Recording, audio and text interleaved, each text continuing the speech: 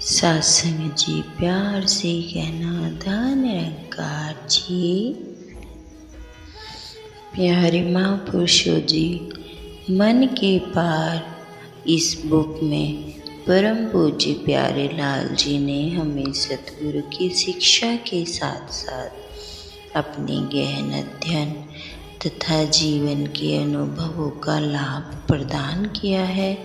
सहज समर्पण, प्रेम, भक्ति, चिंतन, मनन, समदृष्टि इत्यादि से लेकर पाप, पुण्य, संतोष तथा आशीर्वाद जैसे विषयों पर गहन चर्चा की है। आप सभी इस बुक के एक एक टॉपिक का आनंद लेते हैं और लेते रहें। आज हमारा टॉपिक होगा आशीर्वाद।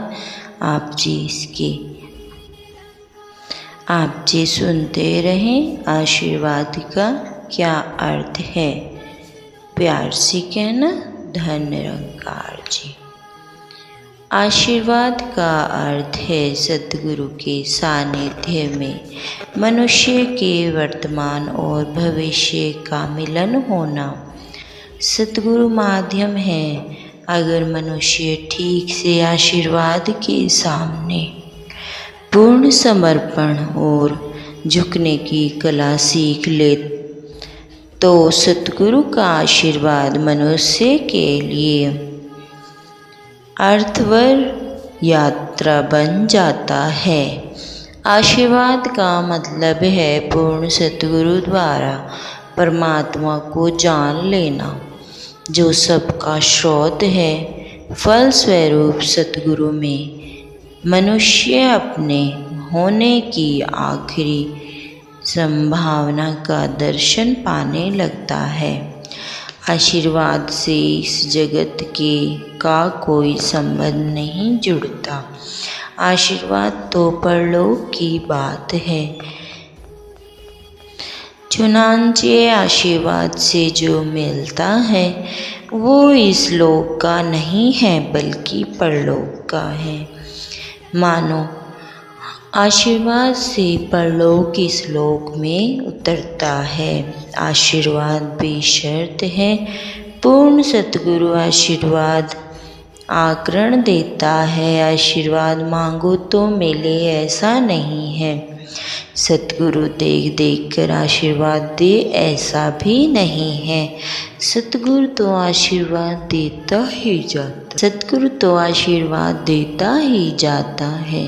सतगुरु आशीर्वाद तो सतगुरु की रोशनी है, सुगंध है और सतगुरु ही आशीर्वाद का दाता है, जो सतगुरु के होने में ही समाया है। इससे सदा आशीर्वाद झरता रहता है। मनुष्य भले मांगे या न मांगे, मनुष्य लेने आए या न आए, आशीर्वाद का प्रसाद बरसता ही रहता है। जैसे खाक कोई हो या ना हो, अगर एकांत में दिया जल रहा है तो रोशनी दिए से बिखरती रहती है। प्रकाश हर तरफ पड़ता ही रहता है। इसी प्रकार अगर वीराने में फूल खिले हों तो इसकी सुगंध झरती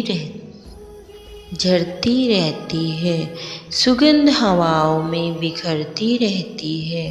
फूल तो अपने आप को कुर्बान करता ही रहता है।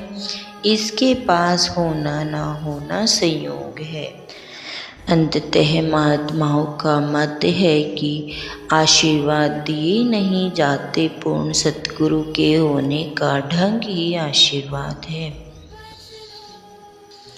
आशीर्वाद प्रसाद रूप है। आशीर्वाद में मनुष्य सतगुरु तक पहुँचता है, उतरता है। सतगुरु का अलौकिक अस्तित्व मनुष्य के अस्तित्व को छूता है और मनुष्य रूपी भूमि में अंधेरे में दबे हुए साक्षी भाव रूपी बीज पर इसकी वर्षा होती है और तत्क्षण मनुष्य ऊपर की यात्रा पर निकल जाता है। आध्यात्मिक में इस अवस्था को मेघ समाधि कहते हैं। मानो सतगुरु मनुष्य के शून्य में अपने आप को भर देता है ताकि मनुष्य के भीतर जो साक्षी भाव पड़ा है उसे पुकार मिल जाए, इसे आह्वान मिल जाए। मनुष्य को यह खबर मिल जाए कि यह मनुष्य क्या हो जो सकता है। आशीर्वाद से ध्यान बरसता है और ध्यान से परम आनंद मिलता है। इसी प्रकार आशीर्वाद से आत्मिक बीमारियां मिटती हैं। जब मनुष्य का स्वीकार भाव चाहिए, मनुष्य को ग्रहण करने की क्षमता चाहिए। एक चातक की भांति प्रार्थी मुंह खोलकर आकाश की तरफ प्रार्थना भरे स्वर हृदय चाहिए, क्योंकि आशीर्वाद रूपी स्वाति की बूंद मनुष्य के बंद मुख में नहीं गिरेगी। मुख का खुला होना, आकाश की तरफ उठना होना, प्रतिशातुर होना जरूरी है। आज्ञेचर सतगुरु नहीं चाहता कि मनुष्य की कोई पात्रता हो तो आशीर्वाद मिलेगा, मगर साथ ही ध्यान रहे कि अगर मनुष्य का झुकाव ना होगा तो सतगुरु की तरफ से लगातार दिए जा रहे आशीर्वाद मनुष्य प्राप्त नहीं कर सकेगा, क्योंकि आशीर्वाद अवतरण है ऊंचाई का, मनुष्य की गहराइयों पर संभावनाओं का मनुष्य की वास्तविकता में। मानो झुकने की कला, मिटाने की कला, यह सतगुरु के आशीर्वाद ग्रहण करने के लिए मनुष्य का होना ही सूत्रपात है। खाकसारी का है गाफिल बहुत ऊंचा मर्तबा, ये ज़मीन वो है कि जिस पर आसमां कोई नहीं। महात्माओं का कथन है कि सतगुरु की छत्र छाया में होने से सतगुरु के पास होने का इतना ही अर्थ है कि मनुष्य ने अपने अहंकार पर भरोसा पूर्ण तौर पर खो दिया। इस सूरत में मनुष्य हृदय से महसूस करने लग जाता है कि मनुष्य अहंकार की मानकर बहुत चल दिया, मगर कहीं भी पहुंचा नहीं। सिर्फ मनुष्य ने दुख ही पाया, पीड़ा हो पाई। मनुष्य के अहंकार ने इसे भटकाया ही, उलझाया ही। मानो जैसे कोई मनुष्य थक हार कर गर्मी से तंग आकर किसी छायादार वृक्ष की ज़रूरत महसूस करता है। इसी प्रकार प्रभु प्रेम का दीवाना नाना प्रकार के कर्मकांड से हटकर चूर चूर होकर पूर्ण सतगुरु की ओर खींचा चला आने लग जाता है।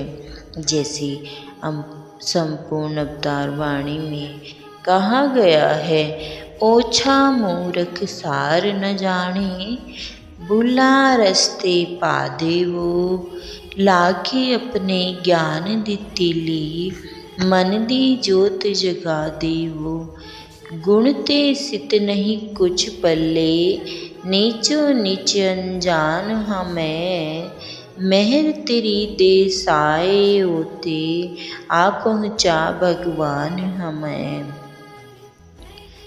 मनुष्य बजाय अपने अहंकार की सुनने के अब किसी प्रसन्न पुरुष की वाणी पर भरोसा करना शुरू कर देता है। मानो मनुष्य को अब इस बात की समझ आने लग जाती है कि प्रज्ञा पुरुष ही की वाणी किसी दूसरे की वाणी नहीं है, बल्कि मनुष्य के अंतर मन की ही वाणी है। क्योंकि सतगुरु सदा आपके भीतर छिपे अंतर मन की वाणी बोलता है, जो हमेशा अपने भीतर नहीं खोज पाते, वो पूर्ण सतगुरु बाहर हमें सुनता है। अब अगेचर सतगुरु की अलौकिक बातें हमारी समझ में एकदम से पूरी नहीं आ पाती और इन बातों के गरुड़ रहस्य हैं, भेद का भी हमें पता पूर्ण तौर पर नहीं चल पाता। तमाम सतगुरु हमसे बोला यही क्या हम हैं, क्या कम है। सतगुरु ने हमें कहने योग्य समझा। सतगुरु ने अपने आपको अड़ेला है, शुक्र है इस दिव्य देही ने हमें पात्र समझा, यही क्या कम है। अब सतगुरु की छत्र छाया में बैठने का अर्थ है प्रार्थना युक्त होकर सतगुरु के पास बैठना, मनुष्य के मन का पूर्ण तौर पर डूब जाना, सतगुरु के साथ आत्मिक प्रेम में पड़ जाना एक ऐसा परम प्रेम है जिसकी कोई व्याख्या नहीं हो सकती। सतगुरु के रंग में रंग जाना, क्योंकि सतगुरु रंगरेज भी है। ये हमारी आत्मा रूपी ओढ़नी को परमात्मा के रंग में पूरी तरह से रंग देता है।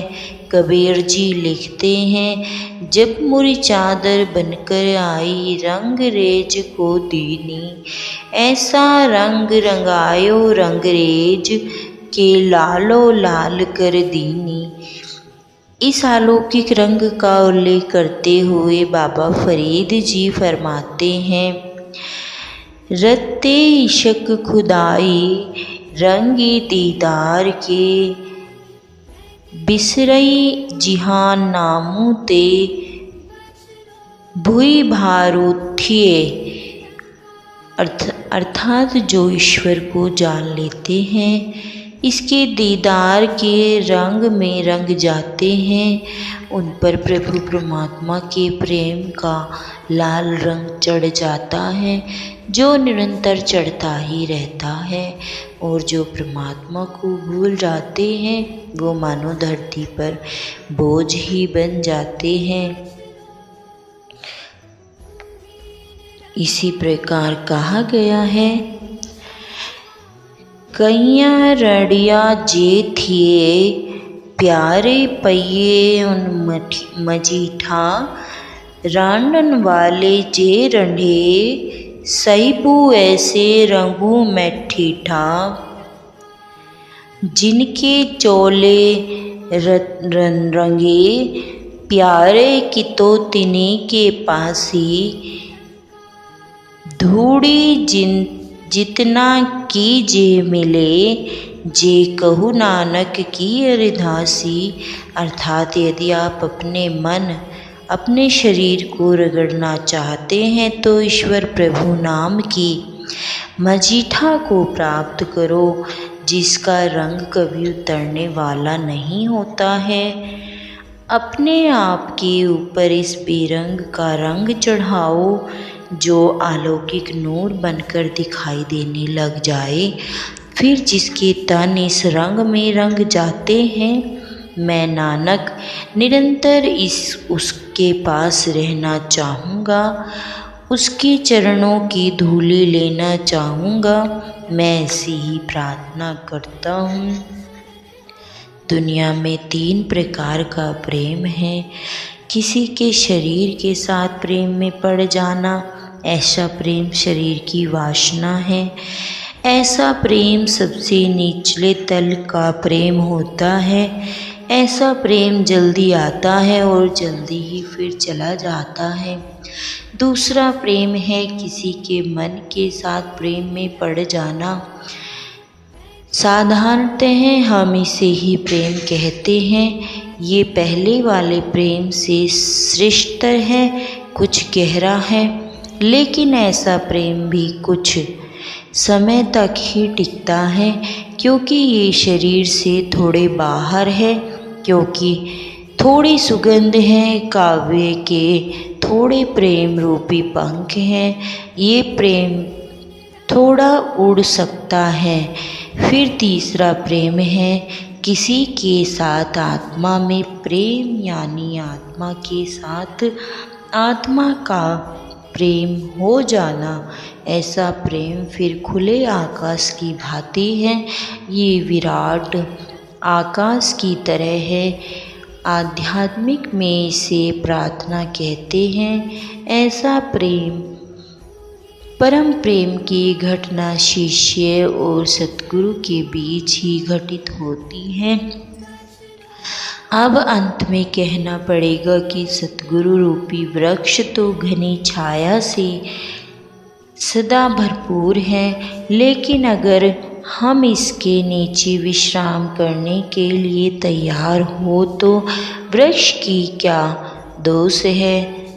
साफ जाहिर है कि इस घनी छाया का आनंद लेने के लिए हमें सतगुरु रूपी वृक्ष का साथ हो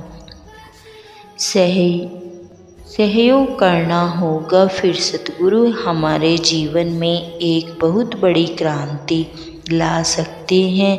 फिर अमूल रूपांतरण हो सकता है। फिर हमारे सहयोग का अर्थ है कि पूर्ण सतगुरु की मौजूदगी हमें अपने जीवन से भी मूल्यवान मालूम होने लगे। तभी हम अपने आप को प्रभु रंग में रंगने को राजी होंगे। यही तो नहीं सोने सोने चरणे तेरे, इससे वगनो धूड़ी ते, अपने रंग विच रंग ले मैनू, जो ना खोटे मूड़ी ते। अब जब ऐसा लगने लगे कि सतगुरु की एक नज़र भी हमें परम तृप्ति दे रही है, तो फिर समझो कि सतगुरु की छत्र छाया में होने का सही अर्थ हमें समझ में आने लगा है। हमें सतगुरु के आशीर्वाद में स्थिर हो गए हैं। हम सतगुरु के आशीर्वाद को पाने लगे हैं। इसी प्रकार आशीर्वाद का अर्थ महापुरुषों ने बड़े ही सुंदर ढंग से समझाया है। प्यार से कहना, धन निरंकार जी।